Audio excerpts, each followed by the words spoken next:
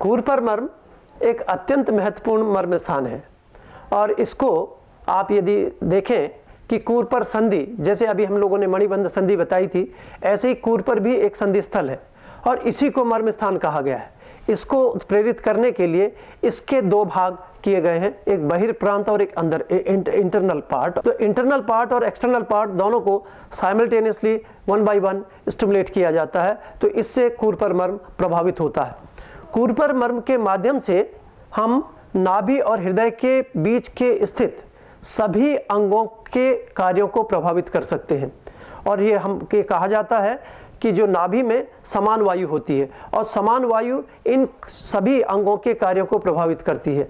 कूर्पर मर्म के माध्यम से लीवर की बीमारियां, गॉल ब्लैडर की बीमारियां, स्टमक की बीमारियां, इसोफेगस की बीमारियां, पेंक्रियास की बीमारियां और स्प्लीन के रोग सभी का उपचार कूर्पर मर्म के द्वारा संभव होता है। तो डायबिटीज, हेपेटाइटिस, कोलिसिस्टाइटिस, हिक्कफ और जितना भी जो डायफ्राम है, डायफ्राम की इरिटेशन से होने वाली बीमारियां, ये सभी कूर्पर मर्म के द्वारा ठीक की जा सकती हैं। आइए जानते हैं कूर्पर मर्म को जानने की विधि।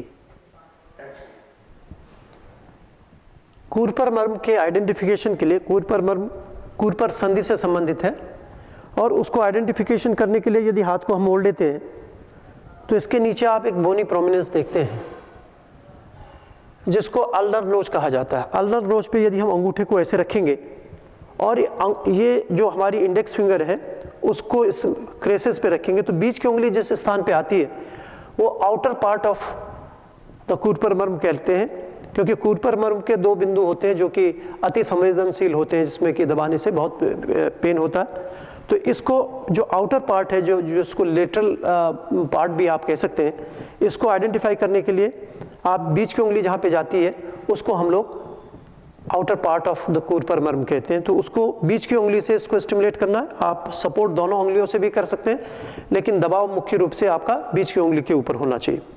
इसी के पैरेलल यदि आप अंदर की तरफ जाते हैं तो बीच की जो उंगली है उसके पास ही अंदर की तरफ ये जो कोहनी पे इसका दूसरा हिस्सा होता है जिसको इनर कोर कहते हैं या इनर पार्ट कहते हैं कूर्पर मर्म का, वो भी थोड़ा सेंसिटिव होता है और पेनफुल होता है। तो दोनों को आप इस ढंग से भी देख सकते हैं कि ये जो हमारी क्रेसेस है इससे लगभग एक उंगली की दूरी पर के नीचे ये इसके दोनों हिस्से होते हैं। तो इसको हम लोग कूर्पर मर्म कहते हैं और इसको स्टिमुलेट करने के लिए आपको हमने जैसे बताया कि इसको स्टिमुलेट करने के लिए जो आउटर पोर्शन है उसको मिडिल फिंगर से इसको स्टिमुलेट किया जाता है। आप दबाइए छोड़िए, दबाइए छोड़िए, इसको दबा सकते हैं। इसके इनर कोर को प्रेशर करने के लिए तो चारों उंगलियां आप नीचे रख लीजिए, अंगूठे को उस पार्ट पे रखिए जो आपने आइडेंटिफाई किया है जो पोर्शन, और अंगूठे की सहायता से आप इसको दबाएंगे छोड़ेंगे, दबाएंगे छोड़ेंगे। इस ढंग से ये इसका पूरा स्टिमुलेशन आपका कूर्पर संधि का हो जाता है। यही प्रक्रिया आपको दूसरे हाथ में करनी है।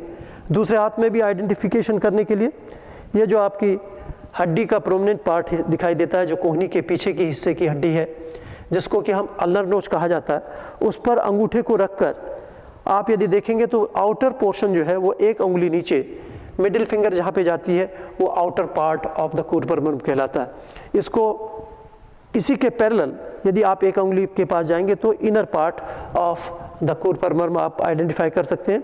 इसको स्टिमुलेट करने के लिए चारों उंगलियों को नीचे लगाइए, अंगूठे को साइड बाय साइड रखकर इसको इस ढंग से स्टिमुलेट करते हैं, दबाते हैं छोड़ते हैं, दबाते हैं छोड़ते हैं। अंदर के पॉइंट को स्टिमुलेट करने के लिए उसी ढंग से जैसे आइडेंटिफिकेशन की जो टेक्निक थी उसी ढंग से उंगलियों को रखकर बीच की उंगली से बाहर के हिस्से को दबाते हैं, तो इससे ये स्टिमुलेशन ऑफ कूर्पर मर्म प्रॉपरली किया जा सकता है।